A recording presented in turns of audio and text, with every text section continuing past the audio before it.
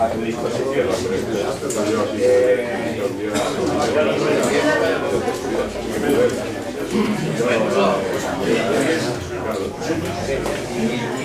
Conseguido entenderlo. Para cerrar les regaña por no es que también otros amigos compañeros pasar sentados en el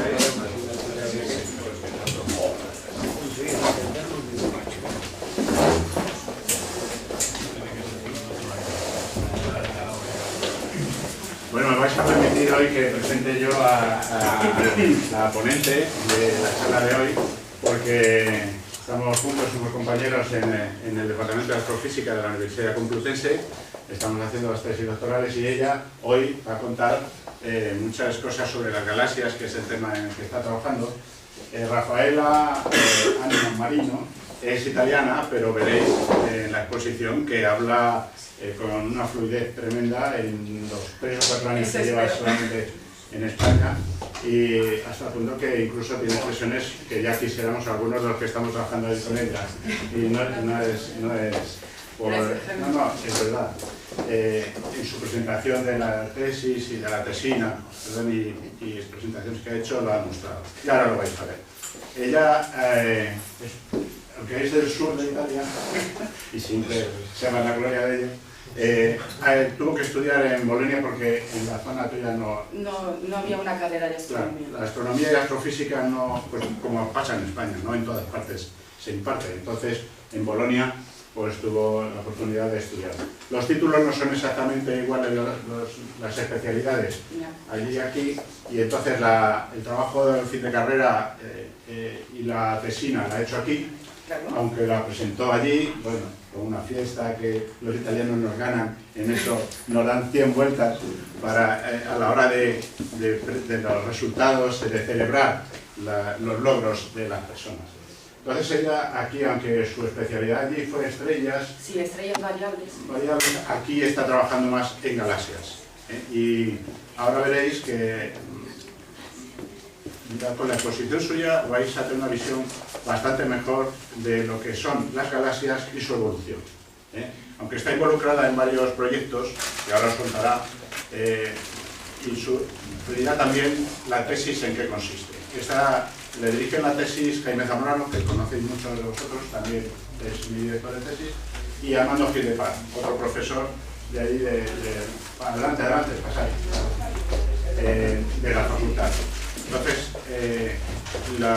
no solamente el tema de su tesis doctoral, sino los proyectos en los que está involucrada, nos va a contar la loca historia de las galaxias. Alberto, siéntate que vamos a comenzar. Luego te cuento la presentación. Y le dejo para que tengamos tiempo, agradeceros la asistencia, porque hoy es un día en el que muchas personas preferirían ver el fútbol, pero vamos a escuchar a Rafaela. Muchas gracias, Jaime. Bueno, como ha dicho Jaime, yo soy Rafaela y hoy el tema de mi charla serán las galaxias, que a mí me gusta definirlas como los bloques del universo. Estoy haciendo la tesis doctoral en la Universidad Complutense de Madrid y dentro del grupo WISE, y me parecía bien poner una foto de nuestro grupo, donde WISE es el acrónimo de Grupo Complutense de Astrofísica Extragaláctica e Instrumentación Astronómica. Como ha dicho Jaime, mi línea de investigación actualmente son las galaxias espirales del universo local. Pero la técnica de observación que estamos utilizando es muy novedosa y se llama espectroscopia de campo integral, y os hablaré de esto en un ratito. Bueno, preparar esta charla no ha sido fácil porque hay muchos que contar sobre las galaxias y sobre todo en una hora tengo que convenceros que las galaxias son algo muy guay. Y así lo que he hecho ha sido elegir unos aspectos que para mí son muy importantes. La charla está compuesta de 4 partes. La primera parte vais a ver historia del estudio de las galaxias. En la segunda parte intentaré contaros los escenarios que se proponen para la explicación de la evolución y de la formación de las galaxias. En la tercera parte hablaremos de la clasificación morfológica y cuáles son los ingredientes que componen una galaxia. Y por último, bueno, os voy a llevar a mi campo de las galaxias espirales y os enseñaré un poquito cómo me la paso bien en estas galaxias. Pues empezamos. La astrofísica extragaláctica es una rama de la astronomía que es bastante joven, que tiene casi un siglo de vida. Y bueno, ¿eso por qué? Intuitivamente es fácil entenderlo, porque solo 3 galaxias en el cielo se pueden ver a simple vista. Y estas son la pequeña nube de Magallanes, la gran nube de Magallanes, que la tenéis aquí en esta imagen, y la galaxia de Andrómeda. Así que su carácter difuso y la inadecuada instrumentación ha hecho un poco difícil la identificación de estos objetos. No le podíamos pedir al pobre Galileo con su telescopio que pudiera resolver las estrellas de nuestra propia galaxia, pero hemos hecho bastante camino desde aquel entonces. El concepto de galaxia está íntimamente relacionado en la conciencia que los astrónomos han tenido en entender que nosotros mismos estamos en una galaxia, porque esto no era cierto. Y tenemos que viajar a la antigua Grecia con Demócrito, que primero propuso que la Vía Láctea estaba hecha de muchas más estrellas de las que estábamos viendo, que eran débiles y juntas y que no podían ser resueltas. Cuidado, fijaros en el año, tienen que pasar 2000 años para que esta idea tuviera éxito. Esperar Galileo y Herschel. La primera documentación oficial de la observación de una galaxia se hizo por parte de Asofi, un astrónomo persa, el cual escribió en el libro de las estrellas fijas que había observado dos nebulosas difusas, como una manchita que estaba por ahí. Y en realidad él no lo sabía, pero era la gran nube de Magallanes y Andrómeda. Y el gran salto que podemos hacer en el tiempo, porque es uno de los hitos más importantes de la historia de la galaxia, llega con Galileo.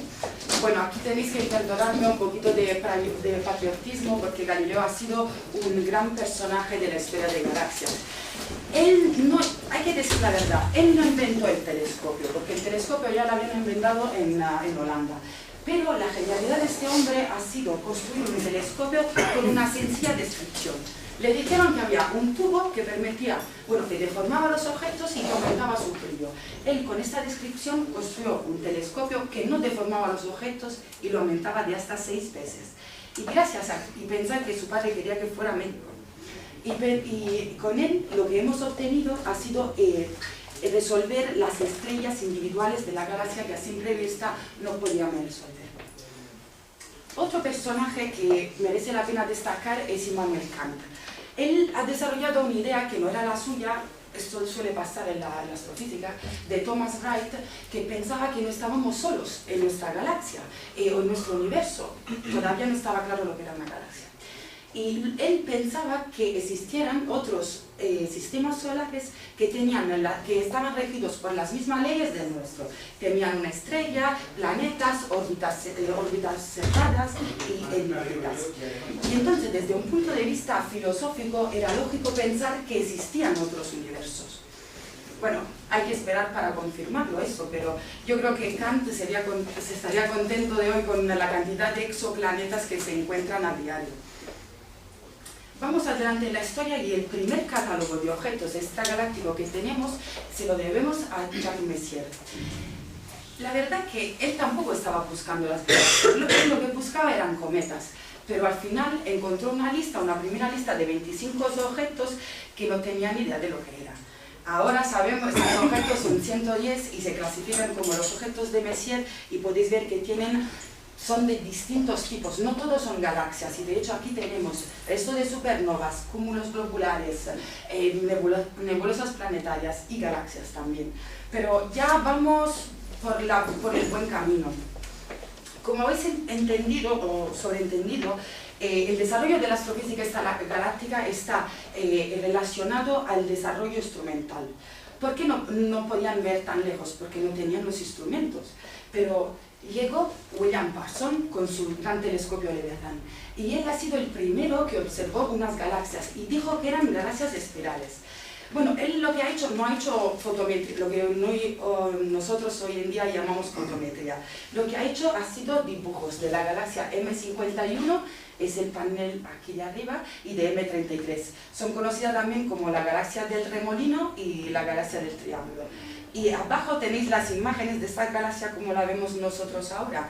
Y como podéis ver, nos estaba equivocando de mucho. Vamos, que eran espirales y no pertenecían a nuestra galaxia. El siguiente paso que vamos a dar es, vamos a ver el trabajo de los hermanos Herschel. Y quiero destacar que Caroline Herschel es la primera astrónoma profesionista de la historia de la astrofísica extragaláctica. Ellos han ampliado el catálogo de Messier hasta 2500 nebulosas mucho más débiles. Y otra cosa importante que hicieron, esto es el primer mapa de nuestra galaxia. Y podéis ver que habían colocado el Sol aquí en el centro. Bueno, se estaban equivocando, pero algo es algo, ¿no? Más o menos luego veréis una nueva imagen de nuestra galaxia y más o menos se estaban acercando. Y el catálogo ha sido ampliado por el hijo de William Herschel, por John Herschel, y publicado en 1888 por Drake. Y ahora, hoy en día, contiene más de 7.800 objetos. Y aquí podéis ver la variedad que tiene. Estas imágenes están tomadas con el Hubble Space Telescope y con el telescopio Herschel. Este catálogo se conoce como New General Catalog y tiene más de 7.800 objetos, como les estaba diciendo. Bueno, hasta ahora les he enseñado imágenes, ¿no? Pero lo que hacemos en la astrofísica también es espectroscopía. Y el cambio de rumbo en el estudio de las galaxias llega con William Huggins, que por primero encontró el espectro de la galaxia M31. Luego lo publicó otra persona, el Schneider, pero este es el espectro.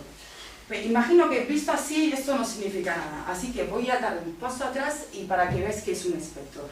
Fundamentalmente un espectro, a mí me gusta hacer esta comparación un poco naif, que un espectro es como el trazado del corazón de una galaxia. Vamos a ver, lo que vamos a ver, vamos a captar la luz que viene de ahí y la podemos ver en varias longitudes de onda, pero cuidado, que nosotros solo podemos ver esta parte, lo que veis aquí abajo, solo la parte del visible. Y lo que vamos a analizar y que analizamos hoy en día, mayormente, sobre todo en mi caso, por ejemplo, para las galaxias espirales, es este rango de longitud de onda, desde los 4000, desde el azul hasta el rojo. Pero hay muchísima información en todas las bandas y ya lo vais a ver. Pues bien, entonces, aquí tenéis el espectro, que va desde los 4000 más o menos a los 5000 Armstrong. Y las líneas, estas líneas blancas que veis aquí, ha sido uno de los logros más importantes de la astrofísica, porque cada una de estas líneas y su posición indica que hay un elemento particular en nuestra galaxia. Y nosotros así podemos reconstruir, yendo hacia atrás, cómo se ha formado su evolución química. Hoy hemos pasado de este tipo de espectro a estos tipos de espectros. Huggins estaría de verdad muy emocionado en ver esto. Pero él lo que había entendido, como podéis ver, estos dos espectros son muy distintos, como los objetos. Aquí tenemos una galaxia espiral y aquí tenemos una galaxia elíptica. Y él había entendido que el gas y las estrellas tenían dos tipos de emisiones distintas. El gas tenía líneas de emisión, como un histograma positivo, mientras que las estrellas tenían líneas en absorción. Lo que tenéis, sé que a lo mejor es un poco difícil entrar en esto, pero tenéis que entender que cada una de estas líneas es un indicador muy importante de la física de las galaxias. Y ya sencillamente viendo este espectro podemos decir, bueno, esta galaxia tiene polvo y gas, seguro. Y esta galaxia no tiene casi nada de polvo y de gas. Aquí tenéis la visualización gráfica y aquí una más visual. Y podéis ver que las líneas de emisión son blancas como estas que encontró Huggins, y mientras que las de absorción son más oscuras. Bueno, seguimos con nuestra historia de galaxia y el gran desenlace viene con el gran debate, el 1920. A ver, como siempre hay dos partidos, los conservadores, liderados por Shapley, y la oposición, por Curtis. ¿Cuál era el debate? Se habían observado unas nebulosas, pero nadie sabía si estas nebulosas pertenecían a nuestra galaxia o eran otros mundos, universos, islas, así los definía Curtis. Y bueno, Shapley estaba convencido que era imposible, que había algo más allá de la Vía Láctea, mientras que Curtis había hecho un estudio muy interesante. Él había estudiado las novas, que son unas estrellas, decimos especiales, que explotan. Y al explotar aumentan un montón el brillo superficial. Y él había visto que esta luminosidad era imposible que venía de nuestra galaxia, tenían que ser otros universos. Para que os pongáis en el papel de Curtis. Aquí tenéis la imagen de un astrónomo aficionado, Rafael Ferrando, que descubrió la última nova en M31, la misma, eso no lo he dicho, la galaxia de Andrómeda, la misma que estudió Curtis. Y este puntito aquí es lo que nos enseña que esto tiene que pertenecer a otra galaxia, porque es demasiado luminoso, o si no lo teníamos que ver mucho más cerca de lo que se ve aquí. Por el otro lado, le estaba diciendo, estaba Shapley. Bueno, Shapley, lo que estaba estudiando eran estrellas variables, sobre todo cefeidas. Estas estrellas tienen una característica particular.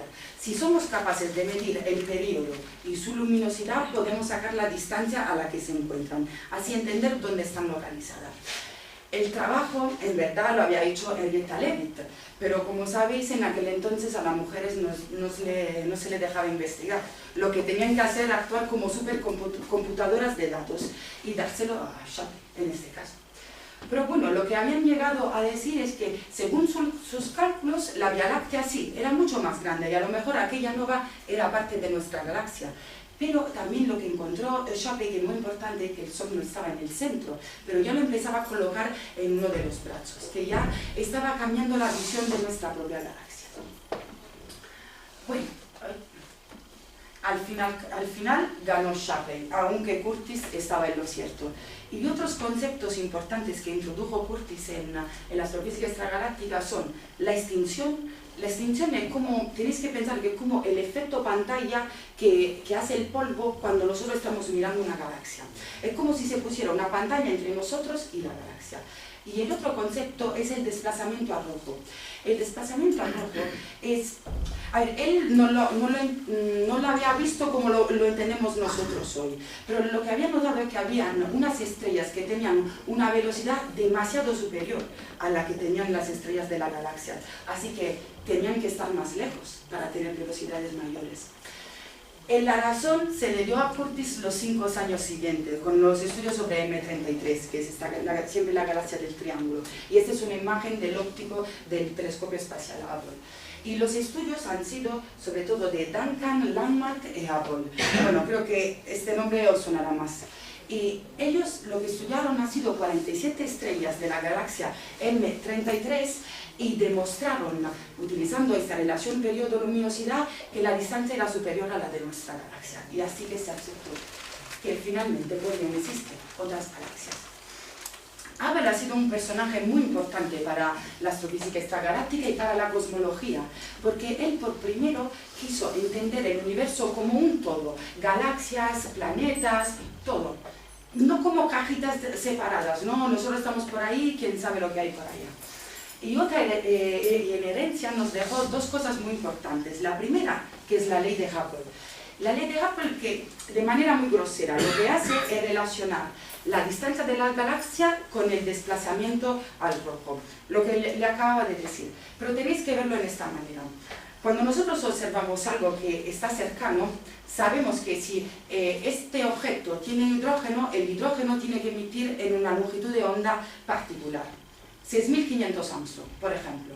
Pero cuando Hubble ha observado sus galaxias, esta línea le caía mucho más allá, y más desplazada a rojo, y más distante estaba la galaxia, y más desplazada a rojo estaba esta línea.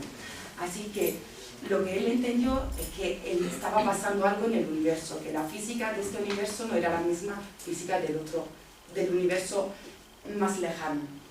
Y la otra cosa muy importante que hizo Hubble ha sido una clasificación morfológica de las galaxias. Y aquí, para que entendáis, estas son unas galaxias que él observó. Voy muy mal con el puntero, perdón. Y aquí tenéis los espectros. Y estas flechitas blancas indican el desplazamiento al rojo. O sea que él, en vez de ver esta línea aquí, la encontraba más acá. Y más lejana estaba la galaxia y mayor es esta flecha. Mayor es el desplazamiento rojo. Bueno, pero como les he dicho, las observaciones estaban sesgadas por las instrumentaciones, pero también faltaba algo, faltaba la física, la base matemática.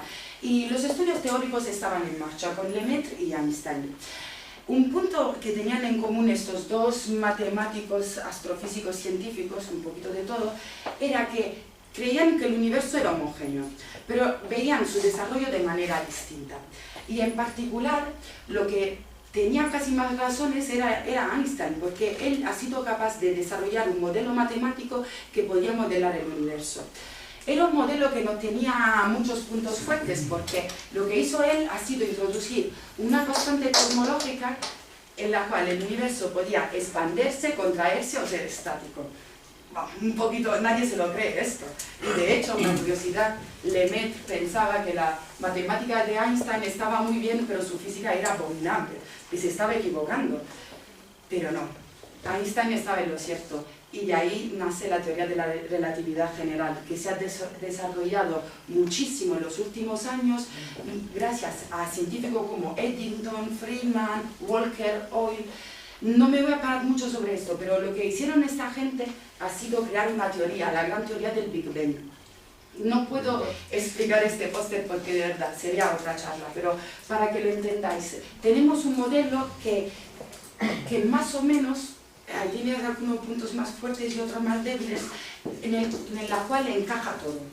Podemos reconstruir nuestra historia desde un tiempo muy chiquitito, que serían 10 a la menos 43 segundos, lo dejo caer ahí, pero no hace falta entenderlo, y luego ya empieza toda nuestra historia. Nosotros estamos, pero imagináis cómo esos científicos han podido reconstruir la historia hacia atrás.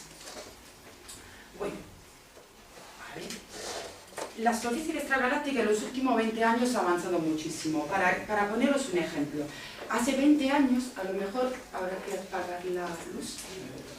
Gracias. Mucho. Pero bueno, lo importante es que se vea bien. ¿Con eso? Sí, bueno, bueno. ¿Te podemos dar alguna cosa por ahí? No, la otra es más fuerte. Vale.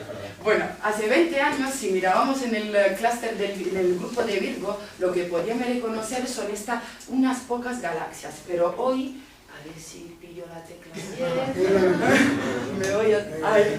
Pero hoy lo que podemos ver son todas estas galaxias. O sea, podemos decir si este puntito pertenece a este grupo de galaxias o es un efecto de proyección o es algo que está mucho más adelante. Y eso gracias sobre todo, ya si me puede encender la luz, gracias. Y eso gracias sobre todo al desarrollo tecnológico. Una de las imágenes más bonitas que tenemos hoy en día de la reconstrucción de nuestra historia hacia atrás es la del telescopio espacial Hubble. Y podéis ver cómo ha mirado tan profundo este telescopio que podemos llegar hasta aquí. Aquí tenemos el Big Bang, es más o menos la imagen de antes. De aquí tenemos idea y no tenemos idea, vamos, 50%. Pero podéis ver hasta dónde hemos llegado. Antes podíamos llegar hasta aquí más o menos, al universo local.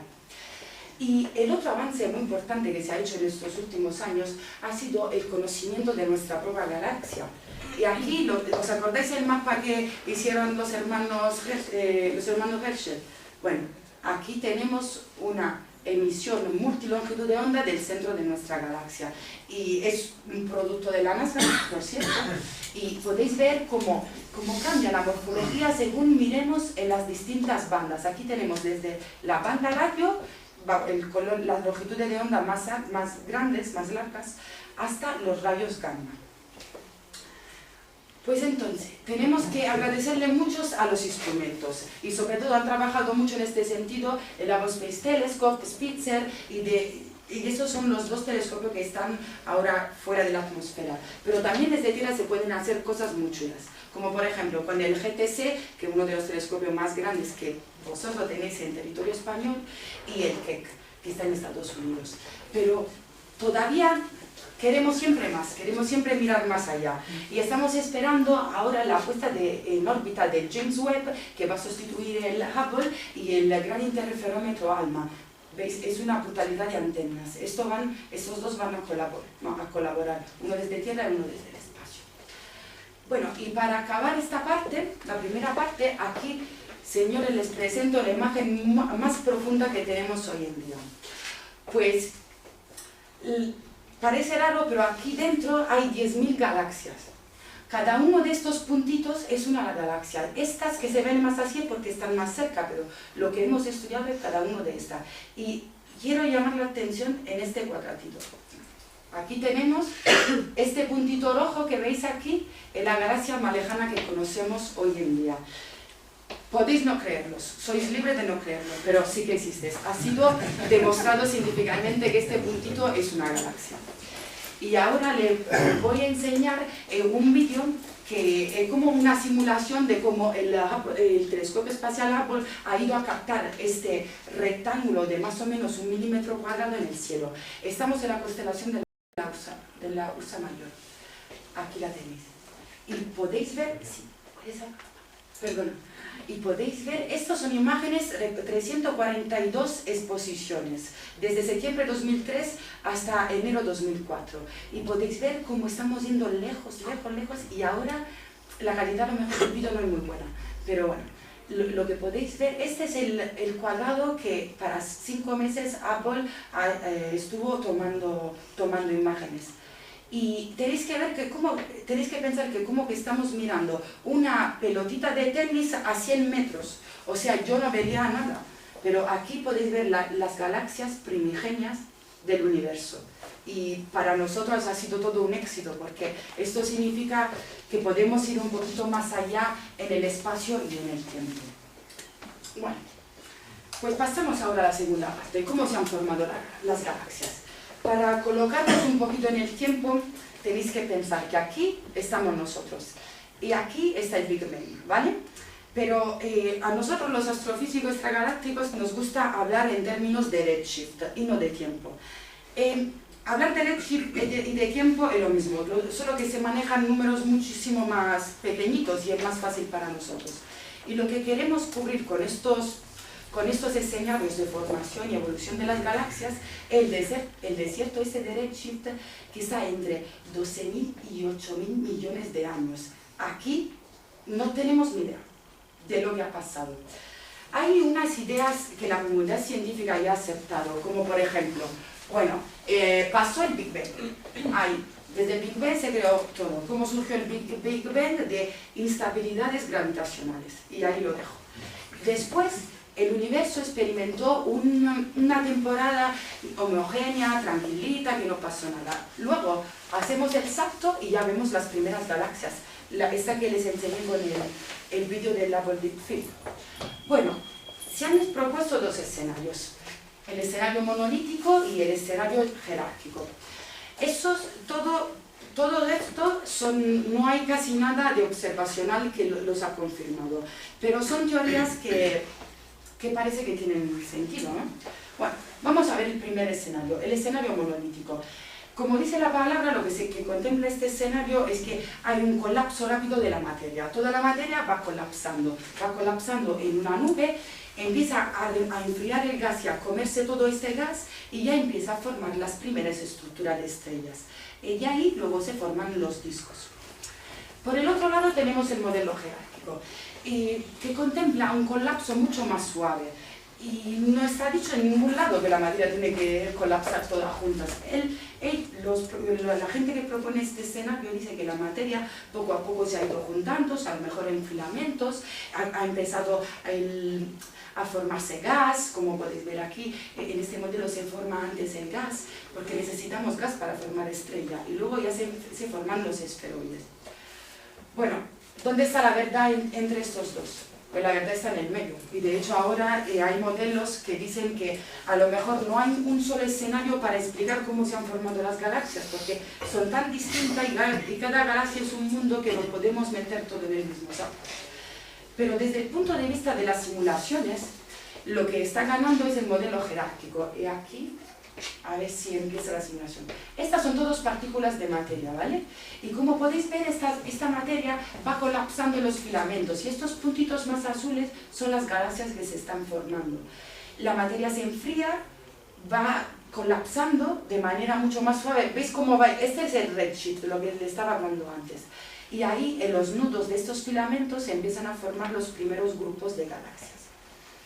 Bueno, este campo es un campo bastante abierto y todavía nos falta la instrumentación para decir, bueno, esta gente tiene razón y la otra no.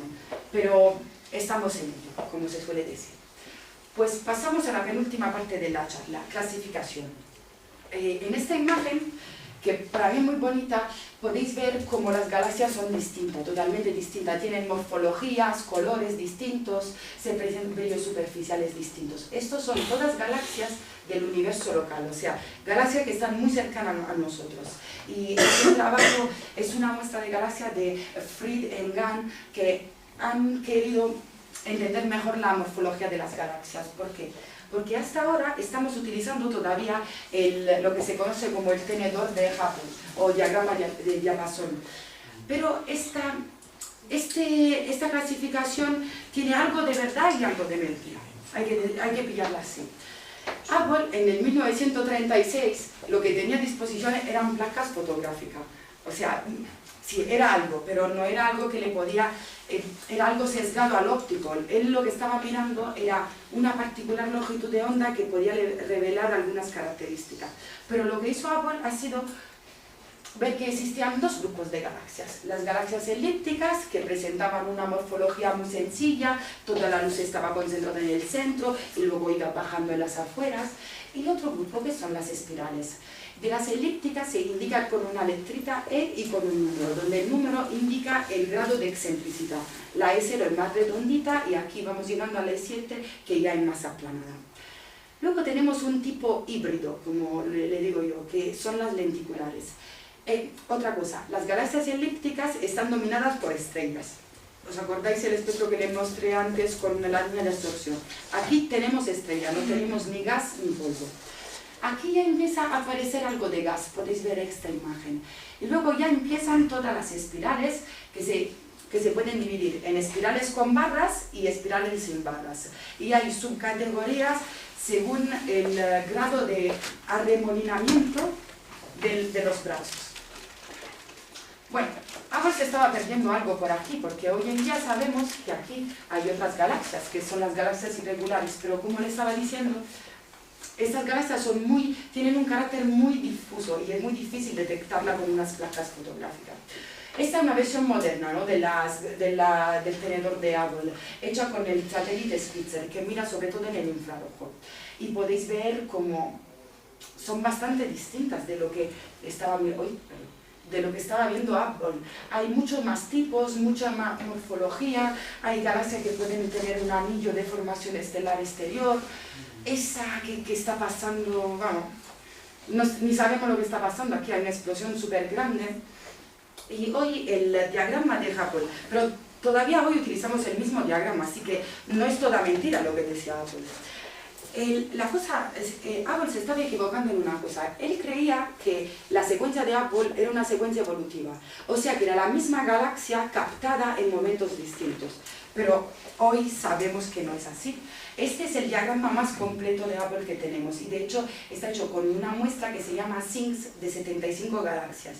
Y lo que hemos entendido que según vamos avanzando en esta dirección, o sea, desde las elípticas hacia las irregulares que tenéis aquí, el contenido de gas, polvo y estrella joven va aumentando.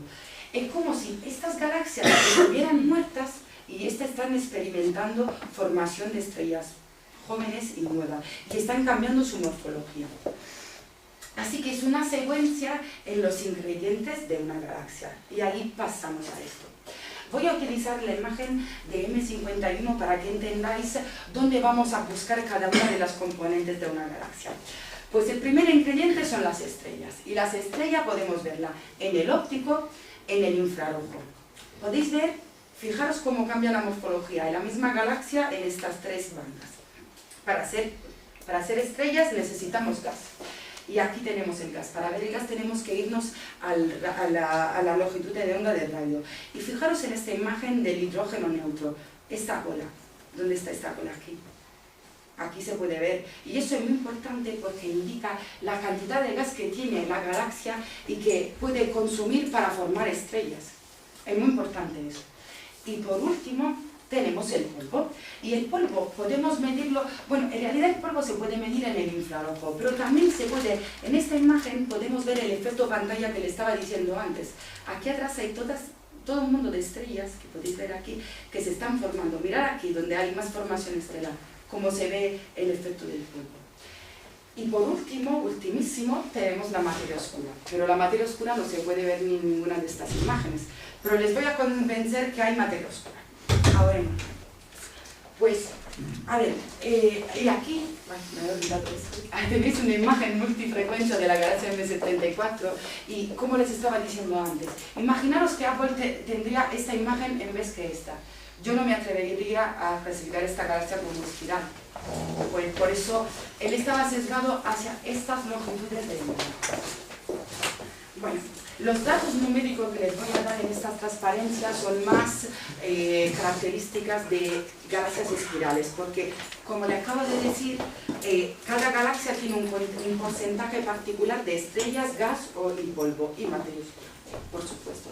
Pero en general, en una galaxia espiral normalita, lo que vamos a encontrar son 10 a las 11 estrellas, que se pueden presentar en las más variadas poblaciones estelares y en distintos estadios evolutivos.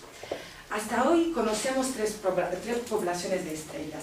Hay las estrellas azules, que se encuentran en el disco y que son menos metálicas y son las de población 1. Luego tenemos la de población 2, que son las más antiguas y rojas, y las últimas de población 3, donde estas serían las que nos podrían proporcionar información del Big Bang, pero todavía no tenemos, bueno, hay algunos estudios, pero todavía no tenemos una confirmación, vamos, de esta población. Pero lo que sí sabemos es que las estrellas se forman en nubes moleculares. Mirad que la nube esta se llama nebulosa de la cabeza de caballo. Y aquí tenéis, en el óptico, veis el polvo, como emite. Y la estrella que está generando toda esta cabeza de caballo es esta, que está ionizando todo este polvo que está ahí.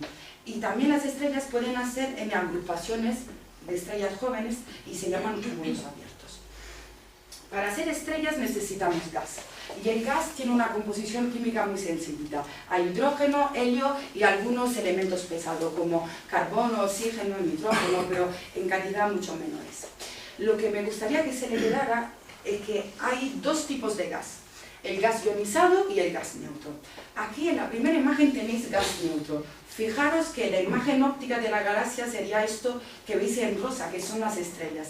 Y el gas neutro aumenta como de 3 veces el tamaño de esta galaxia. Y por otro lado tenemos el gas caliente, este amarillo, que está asociado a zonas de formación estelar o en sitios donde están naciendo estrellas jóvenes. Y otro catalizador para la formación estelar es el polvo. El polvo tenéis que pensar como microgranitos de silicio, carbono y otros metales. Y esto lo que hacen es favorecer un montón, como echarle gasolina a un coche. Favorecen un montón la marcha, la puesta en marcha de la formación estelar. Y aquí tenéis estas imágenes de Centauros A y podéis ver esta banda de polvo que tenemos en el centro de la galaxia. No son el mismo campo las dos imágenes, sería más el centro. Y luego cómo se extiende toda la emisión del polvo. Y aquí tengo una imagen muy sencillita para que entendáis bien esto del polvo, porque es una cosa fundamental para una galaxia. Aquí tenemos las estrellas jóvenes que emiten su luz en el azul, pero encuentran una nube de polvo y la nube se come parte de la radiación y la remite en el infrarrojo. Por eso tenemos que ir al infrarrojo para ver todo el polvo. Bueno, y hasta aquí lo que podemos ver. Y aquí tenéis unas imágenes muy bonitas de varias galaxias. Aquí tenéis el quinteto de Stefan, aquí antena. Y podéis ver cómo cambia la morfología en cada una de las bandas. Aquí tenéis el visible, ultravioleta y rayos X. Esa, de verdad, estamos viendo todo otro tipo de objeto, ¿no? Parece. Pero como les he contado, también hay materia oscura. Pues, ¿cómo hacemos para ver la materia oscura? Una de las primeras pruebas que existe materia oscura es la curva de rotación o de velocidad de una galaxia, que he dicho de manera muy sencilla. Nosotros medimos una velocidad de las estrellas y esto significa que podemos sacar la masa de lo que estamos viendo, ¿vale? Entonces, si nuestra galaxia estuviera hecha de polvo, gas y estrellas, lo que tendríamos que ver es esta línea roja, ¿vale? Pero nosotros lo que estamos midiendo, por ejemplo, en la galaxia de Andrómeda, es esta línea blanca. Esta diferencia de velocidad significa diferencia en masa. Y esto, y eso, es la materia oscura. Bueno, la materia oscura es un tema que muy fascinante, todo lo que queráis, pero no tenemos ni idea de lo que es. Sabemos que no es materia bariónica, sabemos cómo puede interaccionar con la materia visible, hay unos candidatos, pero todavía no hay una teoría, porque fijaros en los porcentajes, en una galaxia como la nuestra, el 90% en materia oscura, lo que estamos viendo es tan solo un 10%. Así que tendríamos que volvernos a sentarnos en los libros de física y ver dónde nos hemos equivocado. Pues, y ahora vamos a la última parte de mis galaxias espirales. Pues durante el último año y medio me he dedicado a estudiar un objeto en particular, que es la galaxia NFC 5668. Y he hecho un estudio detallado desde el punto de vista espectroscópico y fotométrico, porque quería saber lo que estaba pasando en esta galaxia. Y aquí tenéis el culpable de por qué me he dado el martes pasado la charla, que teníamos que enviar este artículo. Así que espero que estoy justificada. Pues aquí tenéis mi galaxia. Bueno, no es mi galaxia, pero ya para mí es mi galaxia. Y tenéis una imagen del Sloan Digital Sky Survey, que es una muestra en el óptico de galaxias cercanas, y por encima tenéis dibujado el campo de nuestros datos, o sea, lo que hemos observado nosotros. Y aquí tenéis una especie de DNI de la galaxia, pero olvidaros de los números. Lo que tenéis que pensar que es una galaxia de tipo espiral, de tipo SS, o sea, al final de la clasificación de Hubble. Está en el universo local, solo 15 megaparsecs, que para nosotros es como la vuelta de la esquina, y cubre en el cielo un tamaño aparente de 3 arcominutos cuadrados. Aquí tenéis una imagen multifrecuencia, aquí empezáis en el óptico, infrarrojo de Spitzer y ultravioleta. Y a mí me gusta mucho esta imagen porque podéis ver la morfología que se dice flocculenta de esta galaxia. Casi no se puede reconocer el brazo norte, que sería este, pero hay mucho más que está mintiendo aquí. ¿Por qué hemos querido estudiar esta galaxia? Bueno, como habéis entendido, hay muchas más preguntas abiertas que verdades escritas en piedras en eso. Así que lo que queríamos entender nosotros es cómo se han formado los discos, si todos los discos siguen el escenario que parece reproducir nuestra Vía Láctea, y cómo evolucionan químicamente, porque todavía no tenemos como un trazado completo de este tipo de galaxia. Y para hacer esto hemos utilizado unos datos muy novedosos que son cubos de datos de la espectroscopía de campo integral, que permite obtener fotometría, o sea, fotos y espectros a la vez.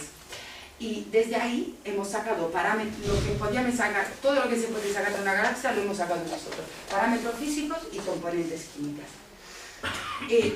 Hasta ahora, bueno, hasta casi 10 años, el estudio de galaxias se había limitado a técnicas observacionales convencionales. Por un lado, tenemos fotometría, y por el otro, espectroscopía. Pero nosotros ahora, con estos nuevos instrumentos, somos capaces de detectar, de registrar algo tridimensional en un detector bidimensional. Pues ¿dónde está el truco? En las fibras. Nosotros tenemos nuestro SSD y detrás de cada SSD, cada píxel tiene toda una fibra, y en la fibra vamos a registrar la información espectral. Así creo que se ve mejor. Tenemos en el eje X y Y todas las fotos de esta galaxia. Y en este lado vamos a lo largo de todo el espectro electromagnético. Esta técnica se ha desarrollado en los últimos 10 años y es muy buena por varios motivos. Primero, homogeneidad en los datos, porque se toman los datos bajo las mismas condiciones atmosféricas. Segundo, es un ahorro en términos de tiempo de observación, porque ya no tenemos que pedir a 2 telescopios y 2 instrumentos que nos dejan mirar esta galaxia, lo tenemos todos a la vez. Y también la técnica de las fibras no es la única para hacer espectroscopía de campo integral. También tenemos las lentes o sistemas acoplados de lentes y fibras, porque las fibras tienen una transmisión propia y con la lente se le intenta corregir esta distorsión. Y luego aquí tenemos el slicer, que sería como un rebanado de la galaxia. O sea, vamos a hacer lonchita y vamos a medir todo ahí. Luego eso se convoluciona, bla, bla, y al final, como digo yo, nos vamos del telescopio por nuestro cubo de Rubik y tenemos que volver a nuestro despacho y poner todo en orden, para obtener una galaxita por aquí y todos los espectros para allá. Esta galaxia se ha observado en el observatorio de Calarato, en Almería, y el instrumento se llama PIPAC, y se llama Unidad de Campo Integral, o también IFU, como solemos llamar estos objetos. Y es esta cajita negra que veis aquí, y está montado en el telescopio de 3,5 metros. Aquí tenéis el campo de visión, y son 331 fibras empaquetadas hexagonalmente, porque la configuración más estable.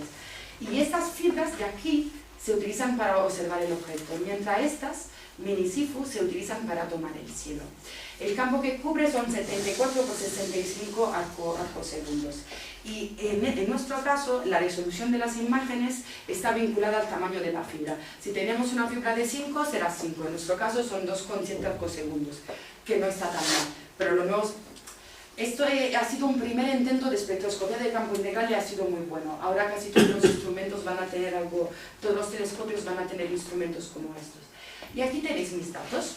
Bueno, eso como podéis ver es un mosaico, cada imagen es una composición de 4 imágenes de tiempo de exposición de 1000 segundos.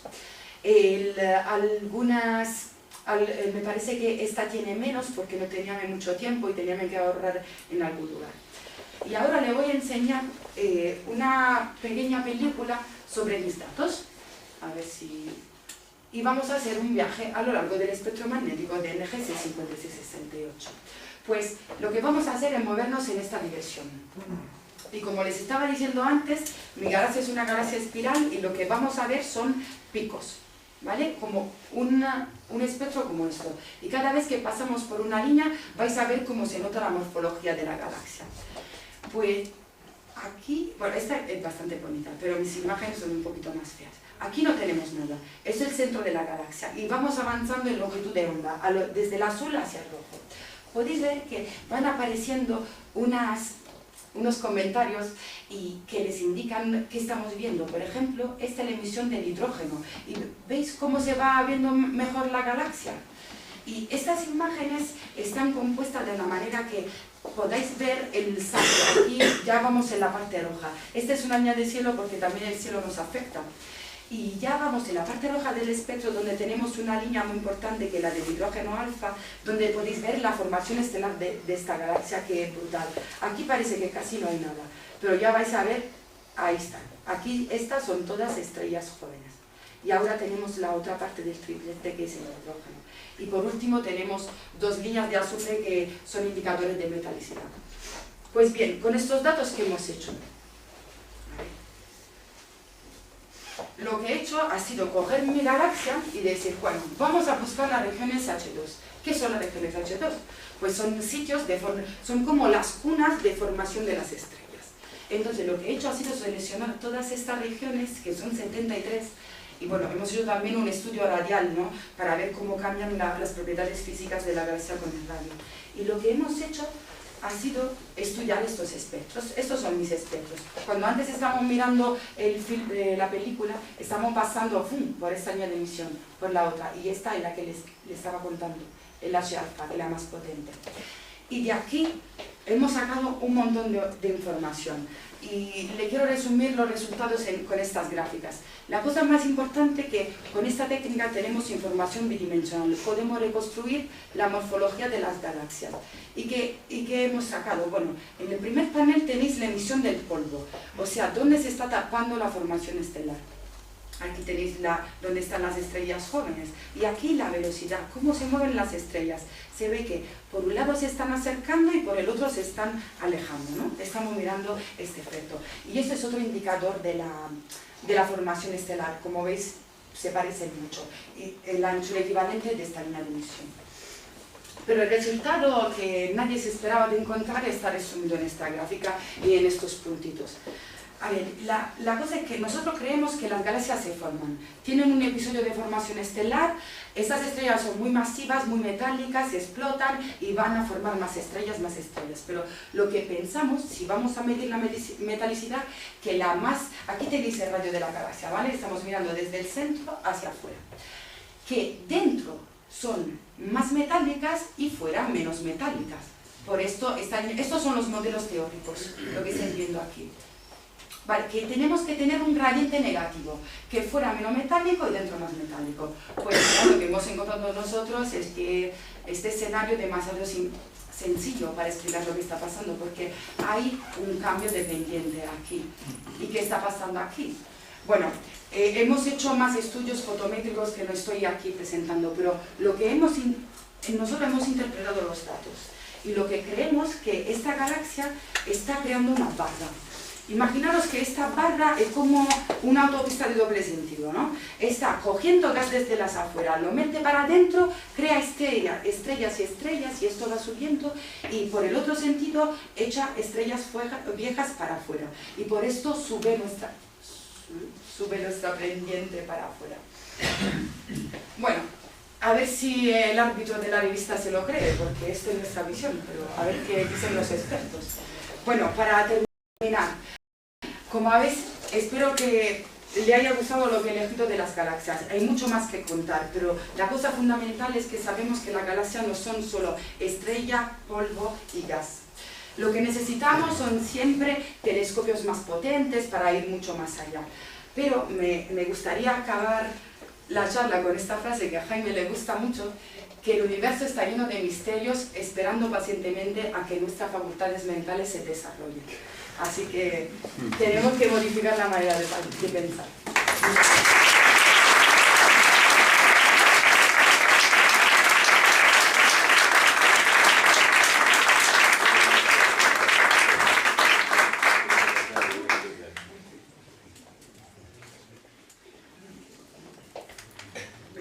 Si tenéis preguntas...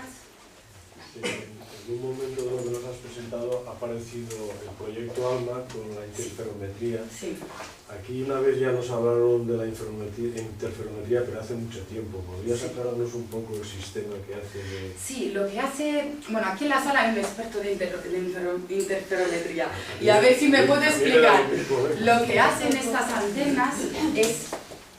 Ya estamos mirando en la banda radio, para que lo tengáis en la cabeza, no estamos mirando en la parte óptica. Y lo que hacen estas antenas es crear un supertelescopio, porque se pueden poner, sintonizar y mirar en el mismo punto, en la misma frecuencia, y ya que estos datos no son tan finos como los datos que nosotros tenemos en el visible, se puede crear como utilizando dos antenas de 3 metros puestos a una distancia de 20, tenemos un telescopio de 20 metros. Y bueno, la interferometría más o menos de manera sencilla es esto. Dos antenas que miran y juntan la señal. ¿Es así? Vale.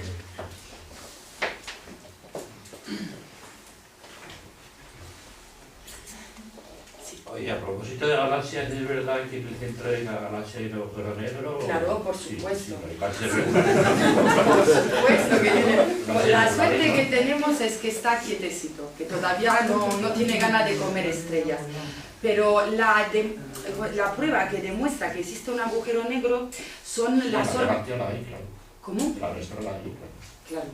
No, la cosa que nos hemos dado cuenta es porque hay unas estrellas que según se acercan como que parecen captadas de estas fuerzas y entonces cambian sus órbitas. Y luego también en los rayos X, no sé si se acuerda usted bueno, está un poquito lejos, pero la imagen esta multifrecuencia de nuestra galaxia, hay una emisión donde se ve justo, se llama Sagittarius A, asterisco. Porque luego hay una zona de formación estelar muy intensa que está asociada también a esto, al material que le da el agujero negro. Pero creemos que casi todas las galaxias tengan un agujero negro. Esta física tampoco la conocemos bien, así que le podría contar muchas cosas, pero a lo mejor no son verdad, pero sí que existen los agujeros negros. Podemos medir sus efectos, no podemos verlo, pero sí lo que cae en la buca de potencial, como se suele llamar. En el diagrama del diapasón, entonces, la evolución, si se admite, sería de espirales a elípticas o al revés. De elípticas a espirales. Pero esto si seguimos el modelo monolítico, lo que decía que la materia se forma toda a la vez. Pero no es una secuencia evolutiva, no es la misma galaxia, son cosas distintas que estamos mirando. Pero sí, uno puede decir, bueno, tenemos una galaxia elíptica, si le metemos un poco de gas, a lo mejor va cambiando su física, va a crear un disco y a lo mejor puede surgir una barra. Sí, podemos ir en este sentido, pero no hay ninguna evidencia observacional de esto. Pero eso es lo que se creía Apple y nos ha dado bastante información si todavía utilizamos este diagrama.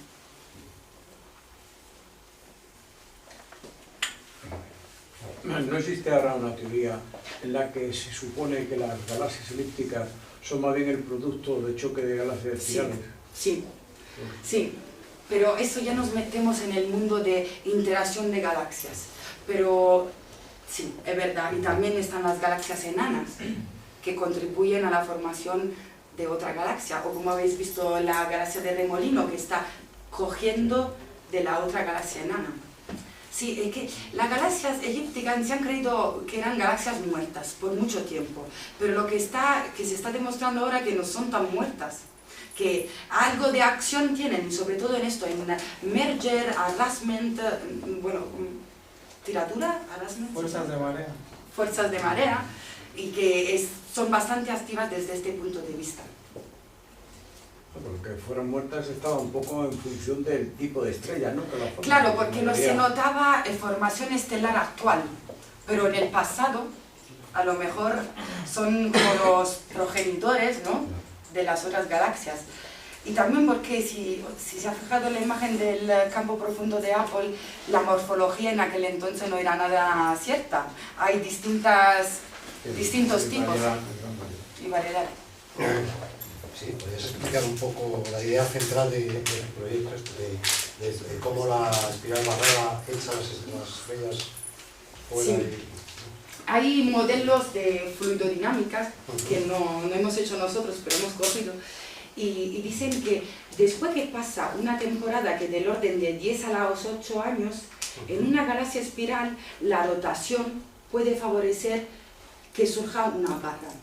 Y la barra no hay otra manera de definirla, es una barrita donde se concentran todas las estrellas más viejas y lo que hacen es aumentar la formación estelar, como un catalizador. Están ahí, si hay una barra, la formación estelar se consuma antes. Si no hay una barra, la historia de formación estelar es mucho más suavecita. Entonces, esa galaxia se supone que no tiene esta edad, entonces lo que sí observamos es que hay un óvalo.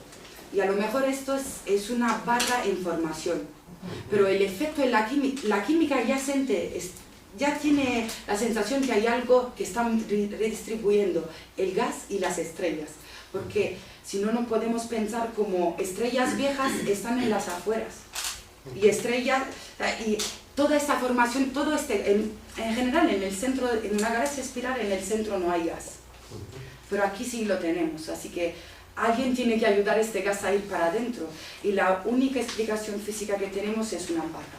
Pero ¿por qué pensáis que se comporta diferente la materia, digamos, las estrellas del gas? O sea, gravitacionalmente. Es que tienen dos historias distintas, las estrellas y el gas. Porque, a ver, cuando se forma una galaxia, el gas primordial que forma la galaxia no es el mismo gas que luego tenemos con las estrellas, porque las estrellas explotan, enriquecen el medio, y entonces la nueva generación de estrella que nace de esto es totalmente distinta de la primera. Y por eso este gas que estamos observando, que debería estar todo fuera, está dentro y no tiene que estar ahí. Por eso es un poco complejo entenderlo, por eso yo digo, a ver si se lo creen los expertos y también lo que nos dice que hay una barra, el rayo donde tenemos el cambio, porque está justo, si fuera otro, por ejemplo, podría ser una explosión de supernova. Esta galaxia es conocida como Supernova Factory, porque ya han descubierto 4 supernovas que una concentración bastante alta. Pero las supernovas están en los brazos y nosotros estamos dentro. Así que hemos pensado que puede ser esto, pero a ver si es verdad. ¿Hay estrellas de tercera generación de la galaxia? Bueno, hay algunas, se han observado algunas estrellas en el halo de nuestra galaxia pero solo de nuestra galaxia, que tiene una metalicidad muy baja. Y se supone que las estrellas que se han formado después del Big Bang han nacido como en un ambiente muy sencillo, ¿no? Donde casi no hay, los metales son elementos pesados, ¿no? Sabemos que está el hidrógeno, helio y luego los metales. Entonces, si estas estrellas no tienen metales, se habrán formado después del Big Bang. Pero si no me equivoco, hay 2 estudios sobre estas estrellas, pero estadísticamente son muy pocos para decir que existe seguramente una tercera población de estrellas. Lo que sí vemos son las estrellas jóvenes y azules y antiguas y rojas. Esto sí, pero yo no me lo creo que exista. Pero sí que hay gente que ha intentado explicarlo.